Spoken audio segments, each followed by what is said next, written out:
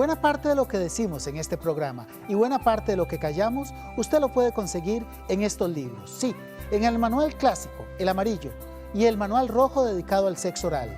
Estos libros le pueden cambiar de manera radical la forma de vivir la sexualidad. Los consigue en las principales librerías de todo el país o en los números que aparecen en pantalla. Una recomendación sincera de un mundo sexual.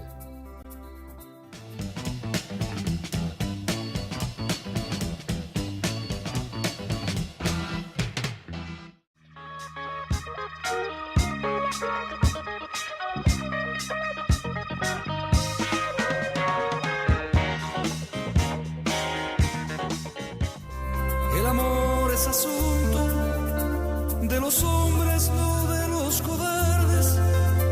Los amantes cobardes no llegan. Hoy la ciencia nos tiene muchísimas respuestas para todas las preguntas que surgen en torno a la próstata. Este es un tema que, como ya hemos visto, le interesa no solo al varón, sino a toda la familia. Vamos a verlo. Mauro, ¿hay personas que tienen un riesgo mayor de tener un crecimiento canceroso de la próstata? En esto hay que ser claro. La edad es el factor determinante. El riesgo lo va a condicionar las candelas del queque, las candelas del pastel. Estamos hablando que a partir de los 30, 35, 40 años ya tenemos que ir considerando la posibilidad de un examen de próstata y después de los 40 años anualmente hacerse ese chequeo porque ese es el factor que me provoca el riesgo. La próstata va creciendo con los años y con los años aumenta la posibilidad de un cáncer de próstata. ¿Es cierto entonces que habrían algunas razas que tienen una mayor tendencia a cáncer de próstata? Yo quisiera obviar esto en el sentido de que no vaya a ser que uno diga que los blancos, que los negros, que los mestizos o que los chinos y el resto de la raza se vaya a descuidar. Por eso nos gusta decir, no importa el color de su piel, la verdad es que todo hombre tiene ese riesgo acorde a la edad, conforme va cursando las diferentes décadas de la vida, para estar más bien prevenidos independientemente, insisto, del color de la piel. Ahora hablemos un poco de los factores que pueden influir. ¿Qué relación tiene, por ejemplo, la cantidad de relaciones sexuales? Esto es muy importante.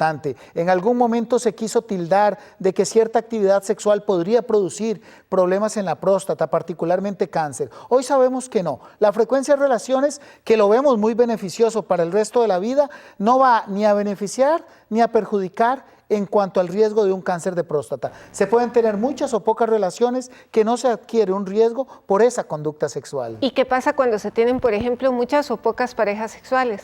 El número de compañeros sexuales tampoco está relacionado con el cáncer de próstata. Podemos también estar tranquilos en ese sentido. Muchas o pocas parejas no van a influenciar, no van a gravitar, no van a aumentar la posibilidad de desarrollar este proceso canceroso. Algunos varones nos preguntan que si hay alguna relación, por ejemplo, con la práctica de la masturbación. Sí, la masturbación probablemente se ha señalado responsable de todo cuando cada vez más la ciencia dice que no es responsable de nada y mucho menos del cáncer de próstata. Masturbarse mucho, masturbarse poco no guarda relación con el desarrollo de un proceso canceroso en la próstata. Ahora, en las parejas de hombres homosexuales, cuando se practica el sexo anal, ¿hay algún riesgo de aumentar la posibilidad de un crecimiento maligno de la próstata? No. Los homosexuales no tienen más posibilidad de desarrollar este tipo de cáncer, ni tampoco aquellas parejas heterosexuales, es decir, hombre-mujer, donde también tienen prácticas anales, donde a lo mejor él disfruta con algún grado de estimulación en la zona anal y a lo mejor ha leído por ahí algún estudio prejuicioso que señala que puede ser peligroso. Tenemos que devolverle la tranquilidad a la población que en ese sentido no circunde el riesgo. ¿Practicarse la vasectomía, Mauro, reduce el riesgo en los varones? No, hay que encontrar y recordar que la vasectomía es la cirugía mediante la cual esterilizamos al varón. Cortamos los tubitos que salen del testículo y lo dejamos estéril permanentemente. Y no se asocia ni con una protección, ya quisiéramos, ni tampoco con una disminución. Es decir, como que el cáncer de próstata no está en relación ni a estas cirugías ni a las prácticas sexuales que ya hemos analizado. ¿Existe alguna posibilidad de que un niño pequeño presente un crecimiento prostático? No, estamos hablando de que la próstata, el proceso canceroso como tal es de mayores de 30, 35, 40 años. Sí sabemos que las prostatitis, las infecciones pueden ocurrir más temprano porque son por infecciones. Por ejemplo, una gonorrea, por ejemplo, una clamidia, y puede suceder a los 20, 25 años. Evidentemente no lo vamos a ver en los niños. Afortunadamente en esta etapa la próstata no está comprometida en todas estas enfermedades. Los hombres vegetarianos, Mauro, debido a esta dieta, tienen un riesgo menor de padecer de estos problemas? Señalábamos en el segmento anterior los grandes beneficios de la dieta. Yo no quisiera decir que los hombres vegetarianos, porque sí, pero en realidad son muy pocos en nuestro país. Pero sí quisiera aprovechar esta pregunta para instar a la población a aumentar las frutas, las verduras, las legumbres, el agua y el ejercicio, que sabemos que disminuye de manera considerable el cáncer de próstata, pero además prácticamente todos los procesos cancerosos, de manera que es una buena costumbre y eso es lo que se debe de comer. Y también hay que señalar lo que no se debe de comer, cuando estamos hablando de muchas grasas, cuando estamos hablando de harinas, cuando estamos hablando de grandes calorías como en el licor, que van a redundar en sobrepeso, me aumenta la posibilidad de prácticamente todos los procesos también de cáncer en los diferentes órganos y partes de la economía corporal. Mauro, ¿por qué cuando se dan los problemas de orina que delatan que hay un problema en la próstata ocurren sobre todo de noche? Bueno, tenemos que recordar que el varón probablemente no se va a percatar de que tiene un problema urinario durante el día, porque al estar despierto simplemente pasa al baño y a lo mejor no se dio cuenta que hoy fue 4 veces o 5. Probablemente solo se dan cuenta aquellos que tienen trabajos donde no se puede ir al baño, probablemente un cirujano o probablemente un controlador aéreo, aquellas personas que tienen que estar largos periodos sin poderse levantar. Mas en la noche, en esas 8 horas de descanso, es evidente que tuve que interrumpir el sueño para levantarme a orinar y probablemente va a ser evidente no solo por mí, sino por el resto de la casa. La señora y los hijos se dan cuenta que papi se levantó 2, 3, 4 veces y que así ya lleva como 6 meses. Esto es una razón importante para que toda la familia esté siempre atenta. Mauro, entonces sí es cierto que la pareja podría notar algunos síntomas que delatan la existencia de un crecimiento. Sin lugar a duda, cuando estamos hablando de los procesos prostáticos, hay que recordar que muchas veces son graduales. ¿Qué significa eso? Que el individuo no se da cuenta que al llegar al trabajo pasó al baño, que en el café fue al baño, que 40 minutos después fue al baño y como que no se da cuenta, pero los demás sí lo notan. Y cuando hablamos de los demás, hay unos demás que sí son importantes, la familia. Y esa familia tiene que estar atenta a decir, es momento del chequeo. Pero también tengo que decirlo, es una buena costumbre que celebremos el cumpleaños haciendo los chequeos médicos y dentro de ellos el examen anual de próstata a partir de los 30-35 años. Mauro, ¿el dolor al eyacular se podría considerar como un síntoma? El dolor al eyacular es un síntoma de que hay un problema en la próstata o en el caño de la orina. De manera que nunca debe chinearse esa molestia. La presencia de ardor al orinar, de ardor con la salida del semen, tienen que ser motivo de consulta sin lugar a dudas. Mauro, ¿la presencia de sangre en el semen podría ser un síntoma?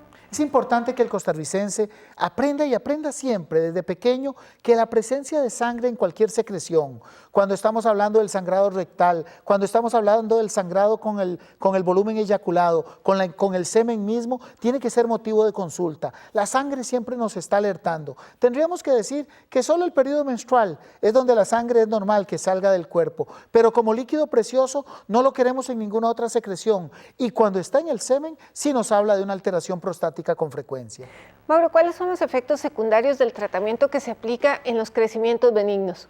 Recordemos que los crecimientos benignos se tratan por el caño de la orina, se tratan con esta cirugía tan noble que es la RTU. Usualmente lo que vamos a observar es que el varón se recupera en cuestión de 15, 22 días, es una cirugía muy noble y también tenemos que decir que sí puede disminuir la capacidad de tener hijos posteriormente porque disminuye la cantidad de semen que sale. Por una lesioncita que se hace en una válvula, el semen pasa a la vejiga en vez de salir al exterior. ¿Y afectan algo más en la vida cotidiana? Por ejemplo, no sé, la retención de orina. Diríamos que no, que en la inmensa mayoría van a evolucionar muy bien. Pero no significa que el hombre queda infértil. Sí, tendríamos que decir que para buena parte de los varones que se les hace una RTU, probablemente va a ser más difícil tener hijos. Pero recordemos que esta es una cirugía que normalmente se hace a los 55, 65, 75 años, momento en que usualmente los varones ya no están con ese proyecto de vida de llamar a la cigüeña. ¿Cómo afectaría, Mauro, el tratamiento del desempeño sexual? Este me interesa mucho. Me interesa mucho porque por mucho tiempo decíamos que cuando hacemos una cirugía para el cáncer de próstata como tal, se podía, óigase bien, para el cáncer de próstata se podía lesionar de manera permanente la capacidad para tener una relación sexual, la capacidad para conseguir una erección. Hoy Hoy, con los medicamentos que tenemos en la actualidad y con el conocimiento, y esto hay que decirlo a viva voz, buena parte, si no es que la inmensa mayoría de los pacientes que han sido operados por un cáncer de próstata recuperan, óigase bien, recuperan la capacidad de tener relaciones sexuales placenteras y exitosas. Algo para que esto se cuente en el trabajo, se cuente con los amigos y con los familiares, para que estos pacientes que están sufriendo consulten. A veces no nos damos cuenta de cómo ha avanzado la ciencia, a veces no nos damos cuenta de cómo eran esas enfermedades y ese diagnóstico antes de llegar al punto en que estamos hoy. De ahí la importancia de secciones como Sexo que hizo historia. Mauro. Tienes mucha razón, Alejandra, y particularmente que sirva este Sexo que hizo historia para que usted, caballero, consulte a tiempo, cuando todavía es fácilmente remediable el problema prostático. Veamos. Café Naranjo presenta su sección Sexo que hizo historia. Café Naranjo, auténtica calidad. Durante mucho tiempo, el cáncer de próstata solo era diagnosticable en etapas tardías, cuando la posibilidad de un tratamiento exitoso es realmente remota. Este panorama comenzó a cambiar con el advenimiento del ultrasonido, con el cual se puede visualizar el tamaño y la forma de la próstata. Posteriormente, en la década de los 80, se incorpora un nuevo examen en el arsenal diagnóstico de los problemas prostáticos. Sí, la prueba de sangre, llamada antígeno prostático específico, sustancia que se aumenta cuando hay crecimientos y tumoraciones en esta glándula. Gracias al tacto rectal y a esos dos nuevos recursos tecnológicos, el ultrasonido y el antígeno prostático, hoy 3 de cada 4 hombres diagnosticados con cáncer de próstata son potencialmente curables. Esto es parte del Sexo que hizo historia. Sexo que hizo historia llegó a todos ustedes por cortesía de Café Naranjo. Café Naranjo, auténtica calidad. Momento de las interrogantes en este mundo sexual. Veamos. ¿Problemas de impotencia? Es probable que el médico le recete sildenafil. Permítame recomendarle Sildenafil Genfar, del laboratorio número 1 en Costa Rica, que nos presenta la trivia sexual de la semana.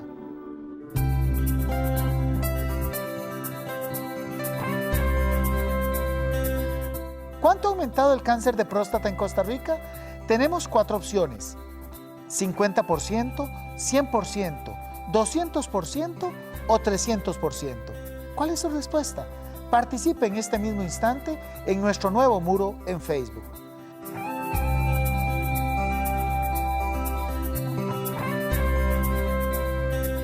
Medicamentos Genfar. Los hallazgos de la humanidad al alcance de todos.